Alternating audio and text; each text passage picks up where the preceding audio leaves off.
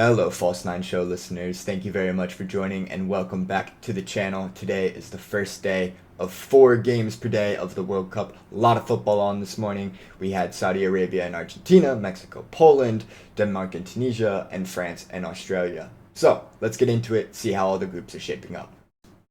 The opening match was, of course, Argentina versus Saudi Arabia, which resulted in one of the greatest upsets in World Cup history here. If I'm Argentina, I'm not going to worry too much about this. I still think they will get out of the group. You guys may know, I actually picked them to win the whole tournament, so this comes as a shock to pretty much the entire world, and I think it comes down to a couple of things, including a poor game from Emiliano Martinez and the game of his life from the Saudi keeper, Alois. Argentina got off on the right foot early, the second-minute save coming from a Leo Messi shot from the top of the box.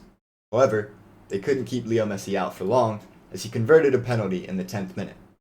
Over the course of the next 20 minutes in the game, Argentina had 3 goals hit the back of the net, called back for offsides. Early into the second half, the Saudis leveled and then quickly took the lead right after, with their only 2 shots on target of the whole game. Both shots came from almost the exact same place in the pitch, Emiliano Martinez's right-hand side, and despite getting a hand to both shots, they ended up in the back of the net. On paper, Argentina dominated the game. They had 70% possession, 11 chances created, and 15 total shots versus Saudi Arabia's 3. Despite all of this, they weren't able to equalize, and they ended up losing their opening match to Saudi Arabia. So we can see here the shot map for the whole game. We have Argentina in orange and Saudi Arabia in blue. This comes to us courtesy of WhoScored.com, guys. Great website for statistical analysis. They have a bunch of different metrics like this all over the website. But we can compare the total shots and where they were taken. And as you can see, Argentina had a lot of shots concentrated in and around the penalty area close to the goal that the keeper just made great saves on. Sometimes they were shots that went over the bar or went wide, but the keeper had an absolutely fantastic day, and he gets the man of the match performance from pretty much every credible pundit there is. Meanwhile, Saudi Arabia was pretty lucky to convert these chances. Their 3 chances combined had an XG value of 0.15. So we can come here to The Athletic. They give a really good metric of XG. And we can see that Saudi Arabia had 0.15 XG off of 3 shots, where Argentina had 2.26 XG off of 15 shots, 6 of them on target, and 11 chances created. Pretty crazy. I don't think it's too worrisome for the Argentinian national team. They're still clearly the best team in the group. They were absolutely dominant. This game just seems like a bogey, just seems like a fluke, just one of those things that just happens, just goes against the run of play. I think England and Iran had almost matching XGs, like 2.2 to 0.2, for both the England-Iran game and the Argentina and Saudi Arabia game, and yet England scored 6 goals and dominated completely, won by a large margin, and Argentina lost. They just went home on the day. Sometimes that's how it is. That's how football works. It's random. It's crazy. That's why we watch. This result really spices up this group and these fixtures coming up now, because Mexico and Poland, of course, drew. So Saudi Arabia is currently topping the group with Mexico and Poland in 2nd and 3rd, and Argentina 4th. Now, I think we kind of all expect Argentina to rebound from this and pick up 6 points over their next 2 games. But if they don't, they're in danger of going home getting eliminated from the group stages, and that would be absolutely crazy considering they're probably the 2nd or 3rd favorites of this World Cup, along with Brazil and France. So that's a very dangerous position for Argentina to be in, but also for Mexico and Poland, because going into this, they were shooting for that 2nd spot, both teams, and both teams are pretty evenly matched. So they were both shooting for this 2nd spot, but now Saudi Arabia has 3 points, and if Saudi Arabia picks up any points over the rest of the group stages, that's probably enough for them to go through, assuming Argentina wins. So it really just spices everything up. There's a lot of different possibilities. If Argentina continues to drop points, they're at a real danger of going home. Honestly, this group has been blown wide open by the 2 results today. Mexico and Poland. Yeah, really good game. Really close matchup. On paper and in practice, both these teams have very different styles, but I think a similar level of quality. Poland are a lot bigger. They're going to be stronger. They're going to be tougher. They're going to be harder to break down, sit a little bit deeper, try and win pieces or win plays on set pieces, that sort of thing. Get the ball to Robert Lewandowski and see if he can make some magic, or try and get Lewandowski in behind. Get the ball to him in dangerous areas. He's 100% the focal point of everything about this Polish side. Piotr Zielinski dropping a little bit deeper to come and create for Lewandowski, maybe create a little bit of space as well, which is in contrast to Mexico in a sense, because Mexico plays very technical. They play a little bit shiftier. They are more attacking, more possession based. They're a little bit smaller of a side. They're one of the smallest teams in the tournament, and it made for a really interesting contrast. Ultimately, this game was decided by its quality between the posts. Big Memo Ochoa, of course, the World Cup goalkeeping legend. 58th minute, Robert Lewandowski had a pen, and he just parries it off to the left side of the goal, and the Mexican defense was able to clear it after it scattered around the box a few times. It was his first World Cup penalty save, which is pretty crazy. He's 37 years old, and he's still doing it. Absolute legend, and he just reaffirms every single tournament, every single time you see him play, why he's such a likable character, why he's so good for this Mexican national team, and has been for the last 20 years. He's excellent. It's a shame that this is probably his last World Cup, because he's truly a gem to the game and a gem to El.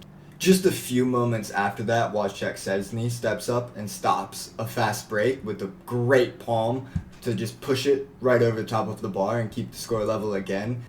100%, there was a lot of goalkeeping talent on display today, and that may end up being the difference between which of these teams qualifies and which of these teams doesn't, or at the very least it will probably come down to just straight up individual quality, because I kind of think, as we saw today, there isn't that much to separate these guys.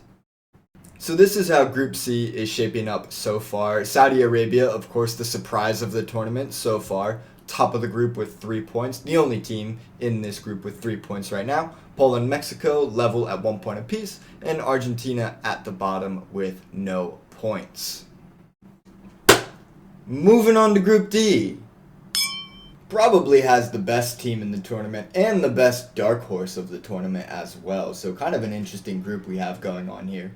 Group D was a fun watch today. We had France and Australia, of course, and for a hot second it looked like Australia might get the jump on France. But I mean, come on, it's France. We all know what's happening here. Denmark game was a little bit more surprising though. I like Denmark. I think that they're a really, really solid team. Of course, making the semifinals in the Euros. You could argue that there's a lot of expectation on them to do really well this tournament. But they're still not a very high-profile team. I do like their play style, this like front foot attacking football, get the ball to Eriksen and let him create. I mean, Tunisia gave a good account of themselves as well. They kept Denmark off the score sheet, so that has to count for something. Ultimately, Denmark are going to be really disappointed with themselves in this game. They need to be beating these sorts of teams if they really want to make an impact in this World Cup. Man, is this French team scary. They don't even have Karim Benzema, and they're still putting up 4 goals like cutting through butter with a hot knife. So many records have already been broken so far this tournament, and now we have another one. Thierry Henry is no longer the French all-time leading goal scorer. Olivier Giroud now owns that title. Not entirely sure how I feel about that. On the one hand, I do want Giroud to do well, I do wish well on him. But on the other, man, it's Titi, it's the king. Of course I want the king to have all his titles. Who am I kidding? Records are made to be broken. He's currently tied with Titi. If he scores one more, he'll be the solo French goal scorer of all time, so best of luck to him. Underrated player, Olivier Giroud. Underrated player. Except in 2015-16 when he didn't score for 8 months. Yes, Giroud.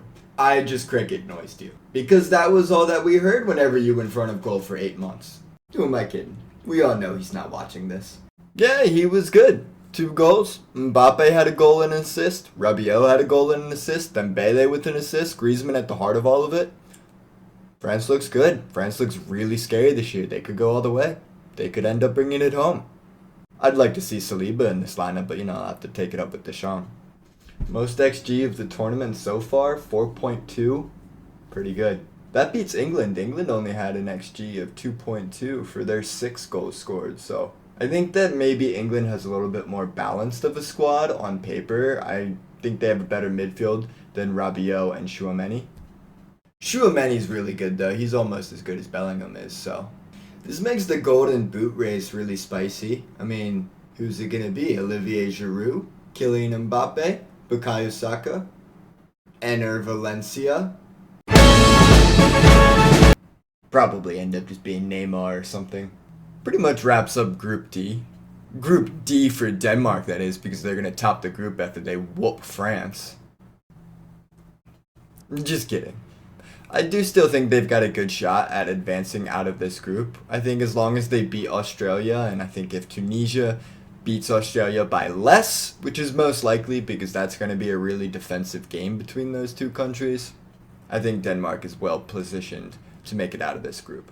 That's going to wrap everything up for us today, guys. Thank you so much for joining. Another great day of the World Cup, the first day where it's 4 games every single day. Super exciting, and we're going to continue to cover all of it. So if that's something that you're interested in, don't forget to throw a subscribe, a like, a comment. All of that really helps out. And check out our other videos too. We've released some really good content on the Cristiano Ronaldo Man United contract release news today. So if you like Cristiano or have any interest in following that story, go check that out. Aside from that, thank you so much for joining, guys. Have a good night, and I'll see you next time.